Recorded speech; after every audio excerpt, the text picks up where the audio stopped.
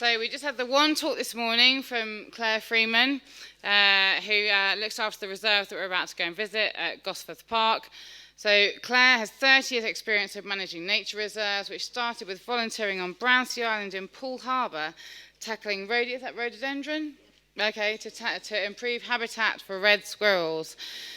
Working in Dorset, Somerset, Peterborough and her northerly migration to Newcastle in 2017, her particular focus is bringing people closer to nature. And with that, I will hand you over to Claire.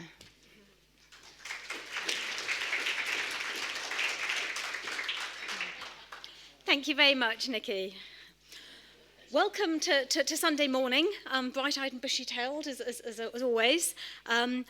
What I've aimed to do this morning is to really give you a quick overview of the nature reserve so that I'm not stealing the thunder of our wonderful volunteers that they show you on the site visit. So there might be some topics you think I'm missing out, and that's kind of deliberate because you're going to hear more about it at the reserve. As a nature reserve, it's really quite an unusual situation that we're in because as a natural history society, we're one of the oldest natural history societies in the country. This year we're actually celebrating our 190th birthday, so we had a fabulous party in the museum last year for that. And it means that Gosforth Nature Reserve is actually one of the oldest nature reserves in the region. And as I was sitting here yesterday hearing about the timing of the introduction of greys into the UK, I was just revisiting some of the Society's history because at that time our members were busy collecting lots of taxidermy specimens, writing up papers which we have in our journals in the museum, in our archives, about the discovery of all sorts of wonderful species that they were discovering in the 19th century. And we're actually really proud that our early members were so inspired by their own love of natural history. But wider than that, they very much wanted to share their love of natural history with the wider public. And we have some absolutely wonderful archives on the top floor of, this is our museum, the Hancock Museum in Newcastle, that was opened in the 1880s. And some of our council papers talk about how we must make sure that this museum welcomes in the great unwashed of Newcastle. But even further than that, just in case people couldn't come into the museum themselves, we actually were quite pioneering in taking out all sorts of weird and wonderful items from our taxidermy collections out to deaf and blind children in handicapped schools, as they were at that time, within Newcastle. And I found it really quite inspiring to read some of our archives because in actual fact, when I had some of our archives about this pioneering community outreach and I looked at what was then logoed the HLF guidance, it kind of completely mirrored each other. And I thought it's interesting, we sometimes think these kind of approaches with people are new, but this is very much within the deep roots of our history. The museum itself is named after John and Albany Hancock. John Hancock was one of our early members, and he actually lived opposite where the museum is, and his house was filling up with taxidermy specimens. And he looked across to a vacant land plot, as it was at that time, and thought we must build a new natural history museum to benefit the people of Newcastle. But it was only actually called the Hancock after his death to commemorate the really pioneering work that him and his brother Albany has done. So today we still do own the museum, but we actually lease it out to Newcastle University, which is a great partnership to have with them, and we work very closely with them. Actually, leasing the museum was a great benefit to us from 1959 onwards because it enabled us, rather than just to be focused on the museum and our 500,000 collection objects that we have, we've really been able to be a more orthodox natural history society and really generate a lot of learning, all sorts of field trips, indoor activities, education courses, supporting research. And very much all of our work goes back to inspiring wonder in the natural world. We are a membership organisation, but again, going back to our archives when people had to be nominated and seconded, we were reasonably early in actually welcoming in lady members as well, but I'm pleased to say that now we're very much open to everybody. So focusing now on the nature reserve that we're going to visit shortly, I'll just touch lightly on some of the historical context of the reserve, which actually influences the habitats which we have there today, or influences how we actually manage the site. And Gosforth Park, we're actually just up on the top left corner in the hotel at the moment. So we only have a very short coach trip to do going round the actual race course.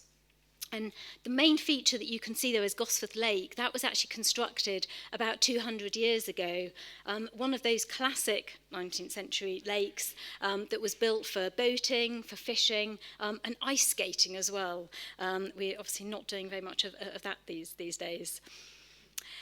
The estate was managed by the Brandling family, and there's a mansion house of the Brandling House just up by the racecourse. But the racecourse itself was actually built over about 200 years ago as well, so it has been quite a key feature of this area. This map was actually 1836, and you can just see just obviously what a rural area it is compared to today. This map is taken from the Newcastle City Council strategic plan, and it really demonstrates, you can obviously see the River Tyne picked out in blue, and then Newcastle City, which has obviously expanded massively and gradually crept up towards Gosforth, that you can see just again featured with the blue lake. And the orange lines mark the strategic wildlife corridors. So we do a lot of work with partners across the city, really trying to campaign to protect some of those wildlife corridors and offer advice on their management as well. Zooming in on a little bit more detail into the Gosforth area itself, it does end up being particularly quite interesting because obviously the increased urbanisation, you can see here just how much of the map is now starting to get urbanised around the nature reserve. But just to make it interesting for us politically, the reserve itself situated within Newcastle city boundary. Just off to our east is North Tyneside. The road that we'll actually park next to is actually the local authority boundary. And then just north of us is Northumberland. So obviously wildlife doesn't appreciate any of those political boundaries, but it does mean that we have 3 lots of local plans to actually get familiar with when we're doing campaigns about trying to protect wildlife interests against the huge pressure that there is now for housing development in particular. Zooming in again in more detail, the Gosforth Nature Reserve sits predominantly south of the racecourse, and it's a 61 hectare site. 37 hectares was declared a site of special scientific interest in 1970, and then the remaining 24 hectares is actually a designated local site of conservation interest. But again, that starts to pick up the various designations, statutory and non-statutory, that shows the value of this wildlife corridor. Looking at some of the aerials, I thought this was interesting for you before you visit the site, because we'll be going into Gosforth Wood and looking over towards Gosforth Lake. The lake, when it was created, as I said, 200 years ago, has gradually been silting up, and Phragmites has gradually been spreading in. So in actual fact, we've only got about 12% of the original lake open water, which is now open water habitat. But we're comfortable with that because obviously, from our point of view, it's actually created a much more interesting wildlife mosaic of habitats. I think the other thing that's interesting as well, we lease the land from Newcastle Racecourse. It was actually thanks to one of our great members, W.E. Beck. He took out the fishing rights and the wildfowling rights in the 1920s. He was so frustrated that he could see that this was a valuable wildlife habitat. Geese in particular and ducks were being drawn to the lake and then obviously being shot.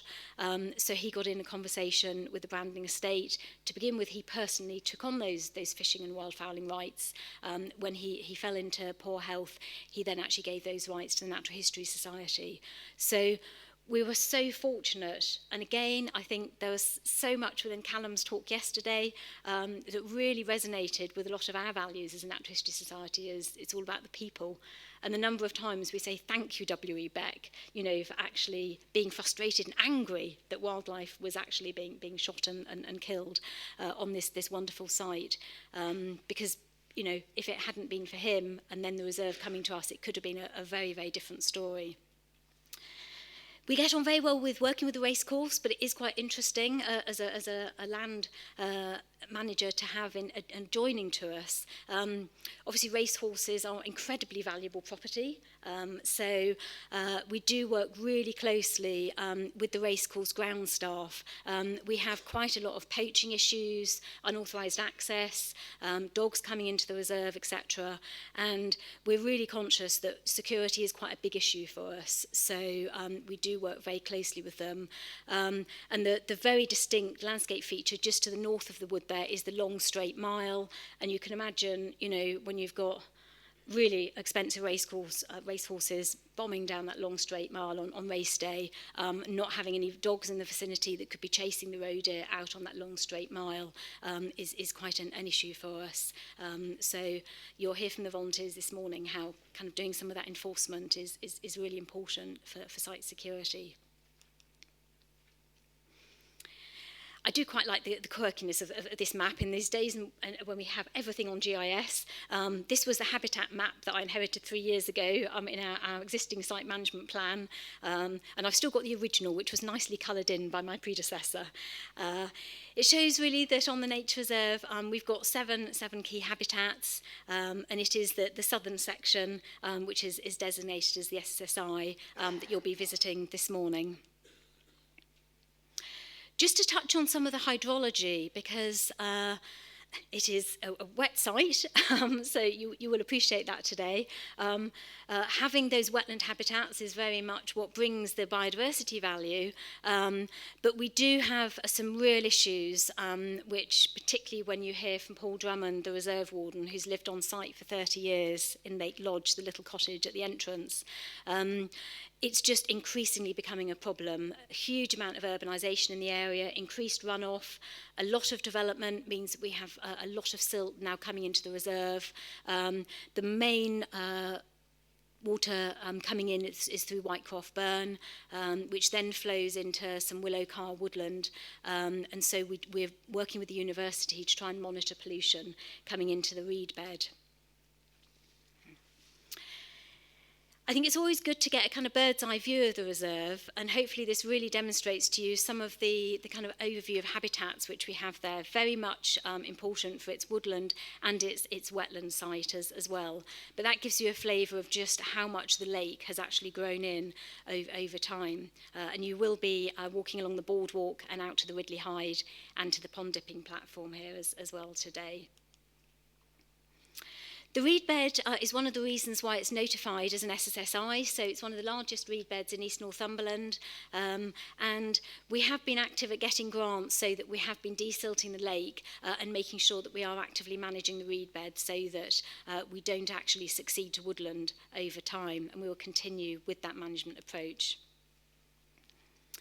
Some of the semi-natural woodland that we have on site, it's only about 150, 200 years old. We do have the advantage of being a private nature reserve, which after, in previous posts, I've been managing a lot more publicly accessible green space. It is quite a luxury in woodland to be able to say, please keep to the paths, because it enables us to have a lot more standing deadwood in particular. And one of the other reasons for notification is the invertebrate population that we have linked to deadwood in particular. In some of the woodland areas where we have got non-native sycamore and turkey oak, then we do deliberately ring bark those to actually give us even more deadwood as well. There is an area to the north of the reserve which is Sitka plantation. Our management objective there is to gradually each year to be felling up to 50% of that Sitka plantation. And we've been very pleased to have support from the Woodland Trust with actually giving us more native tree and shrub species so that we are now able to diversify the age and species structure of the woodland. a fair amount of willow carr woodland, and again, great habitat, really quite difficult to access. But we have an interesting issue, not just with the pollution and the runoff now, but from working with the Environment Agency, a lot of this area has obviously been mined previously. And so gradually there are areas which are subsiding, and gradually this area is getting wetter and wetter just due to some of the land substance issues that we have as well. You'll see on the lower picture, you can actually see the white fence there. That's the fence which actually keeps the horses in when they're belting down the long straight mile on race days.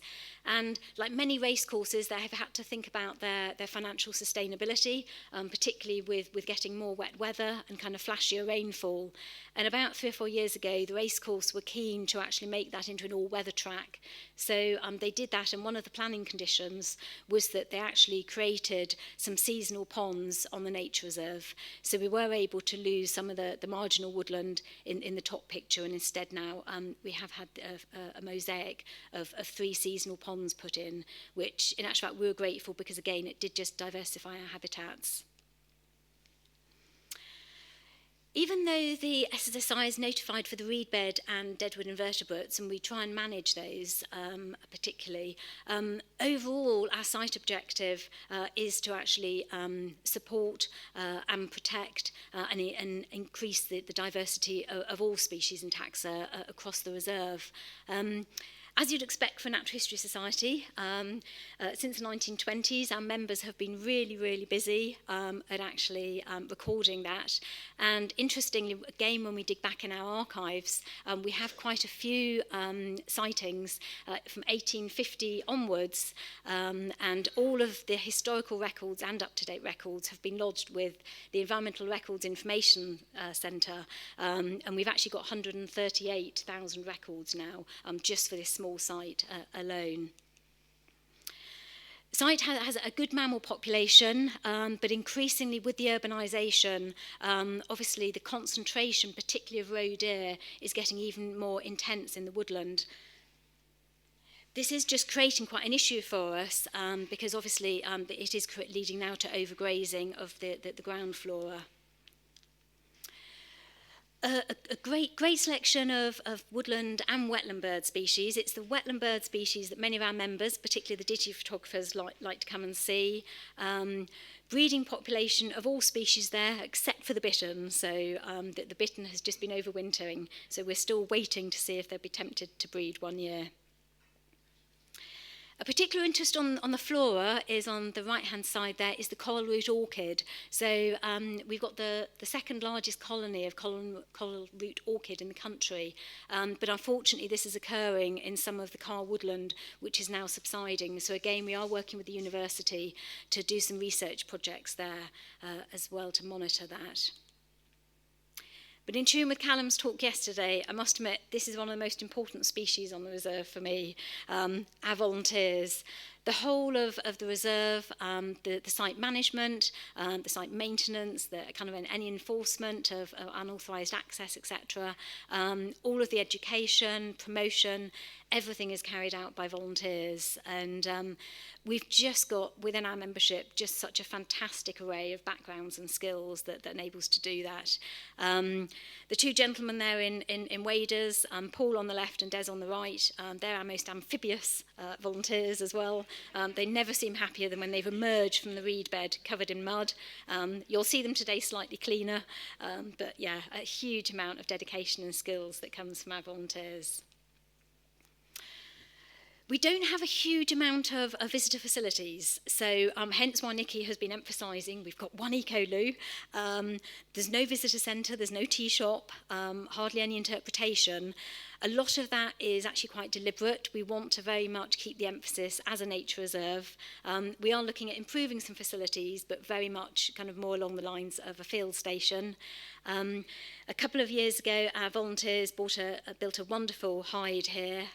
They did virtually all the construction of this as well, so you'll be visiting that today. And all the boardwalk that you walk along as well, that was all installed by our volunteers. As you'd expect for a Natural History Society, we have a very active research programme. So we've got an active bird ringing group, so you'll meet some of the members of that this morning. And we've been a constant effort ringing site for 30 years now as well. So great that we've actually got some of that historical perspective of data. Work very closely with the back group, and we've just set up a recent moth group as well. Even though it is a private nature reserve, open to our members and visitors can actually buy a day pass on the gate, we're very proactive at welcoming in other people to the reserve, but very much managing that access because it is strictly no dogs on site. We have wonderful history, again, represented in our archives of open days, so we've continued that tradition of open days, but expanded that. We work in partnership with Children's North East, where we offer opportunities for young people, particularly from the west end of Newcastle, to come out. They often can't get out of the city centre, they've never visited the coast, so we do a number of visits with them, taking them out to the reserve, taking them to the Farne Islands, to give them a bit of that connection with nature.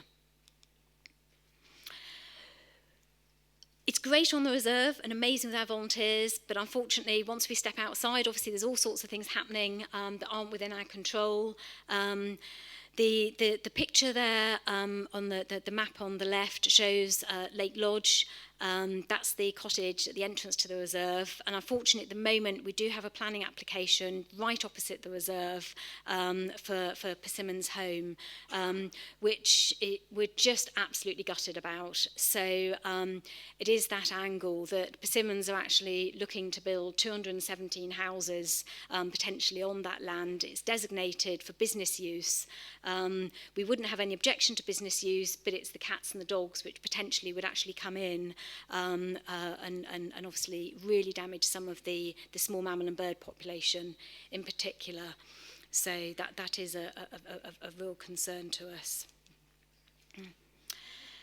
Just moving quickly onto the visit for today. So there's myself and 7 volunteers assisting. We're coming to the reserve at Lake Lodge. We've got 8 stations effectively, so hopefully we're giving you a really good overview of the various topics on site. So you should, on the reverse of your name badge, find a number, and it's just on the front, I think at the bottom. So Nikki has cleverly allocated everybody into groups. So when you actually get off the coach at the reserve, if you can look out for the volunteer who will be leading your first discussion, that would be great, because then we just do need to be walking quite fast in between the stops this morning.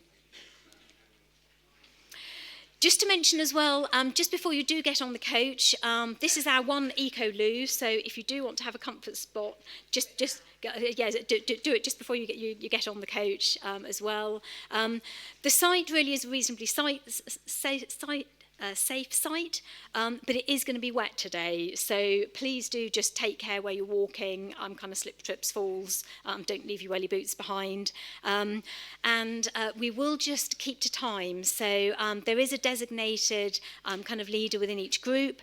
They will work with my volunteers as well, just to keep all the activities moving, and the incentive to keep you moving is obviously that you'll be coming back here for your lunch.